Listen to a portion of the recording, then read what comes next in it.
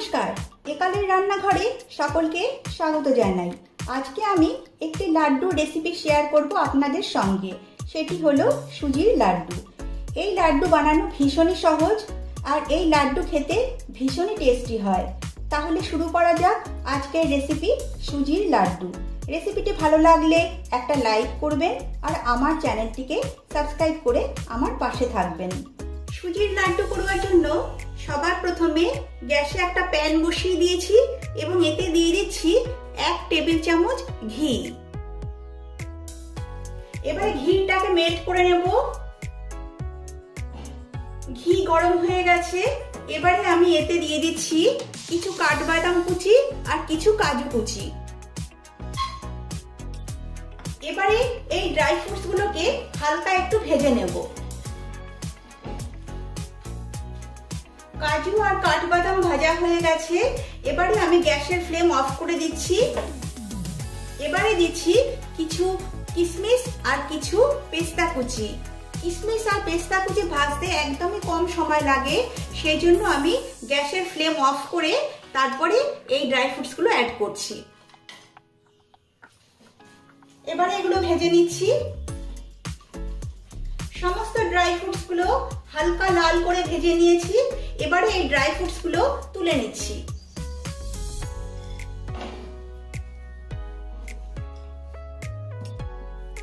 এবারে ওই প্যানে দিয়ে দিচ্ছি 2 টেবিল চামচ ঘি। এবারে ঘিটাকে মেল্ট করে নেব। ঘি গরম হয়ে গেছে। এবারে এতে দিয়ে দিচ্ছি 1 কাপ সুজি। এবারে এই সুজিটাকে ঘিয়ের সঙ্গে ভালো করে ভেজে নেব। গ্যাসের ফ্লেম লো টু মিডিয়াম করে হালকা লাল করে সুজিগুলোকে ভেজে নেব। 4-5 মিনিট ধরে এই সুজিটাকে আমি ভেজে নিয়েছি। সুজিতে একটা হালকা লালচে কালার চলে এসেছে। এটা আমি আর এর থেকে বেশি ভাজবো না। এবারে আমি এতে অ্যাড করছি 1 কাপ কোরানো নারকেল।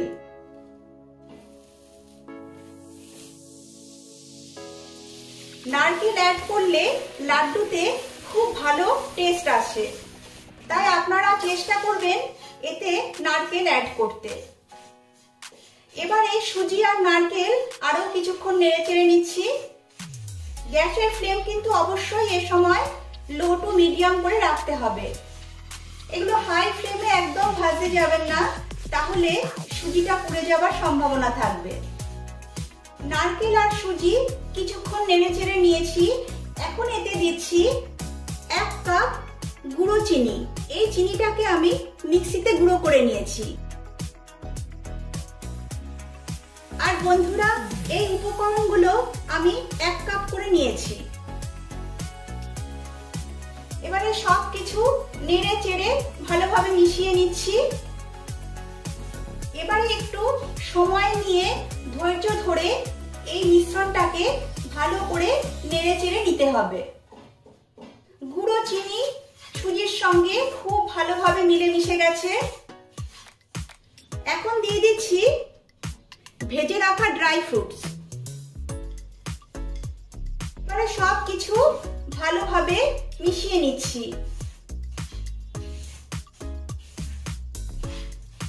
মিশ্রণটা খুব ভালোভাবে ভাজা হয়ে গেছে। এবারে একটু ময়েশ্চার আর বাইন্ডিং এর জন্য দিয়ে দিচ্ছি 1/2 কাপ লিকুইড দুধ। তারপর ভালোভাবে মিশিয়ে নিচ্ছি।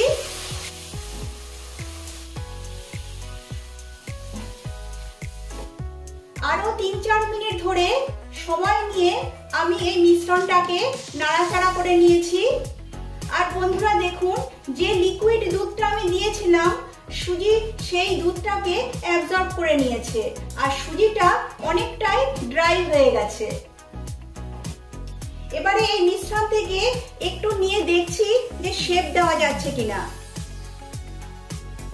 দেখুন, সুন্দর শেপ দেওয়া যাচ্ছে, তার মানে এই মিশ্রণ একদম রেডি হয়ে গেছে।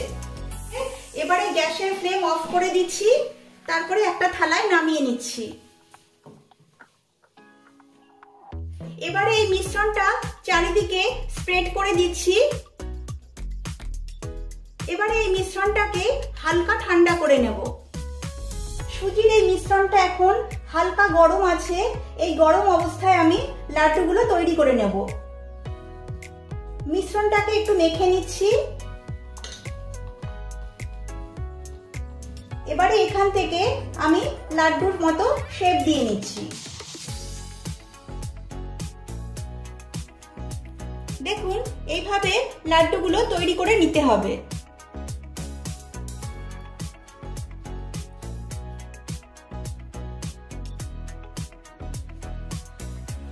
এইভাবে আমি সবগুলো লাড্ডু তৈরি করে নিচ্ছি।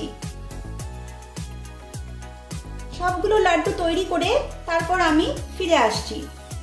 সবগুলো লাড্ডু তৈরি করে নিয়েছি, এবারে এগুলো একটা প্লেটে নিয়ে নিচ্ছি।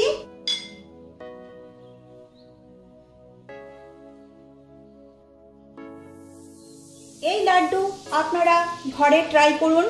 এখন এই লাড্ডু আপনারা 4-5 দিন কোনো এয়ারটাইট কন্টেনারে রেখে সংরক্ষণ করতে পারবেন, আর যদি ফ্রিজে রাখেন তাহলে 1 মাস সংরক্ষণ করে খেতে পারবেন। এই রেসিপিটি আপনারা অবশ্যই ট্রাই করবেন। আশা করি সকলেরই ভালো লাগবে। ভালো লাগলে লাইক, শেয়ার ও কমেন্ট করবেন, আর আমার চ্যানেলটিকে সাবস্ক্রাইব করবেন। আজ তাহলে এই পর্যন্তই, আবার ফিরে আসবো অন্য কোনো রেসিপি নিয়ে। সকলে সুস্থ থাকবেন, ভালো থাকবেন। নমস্কার।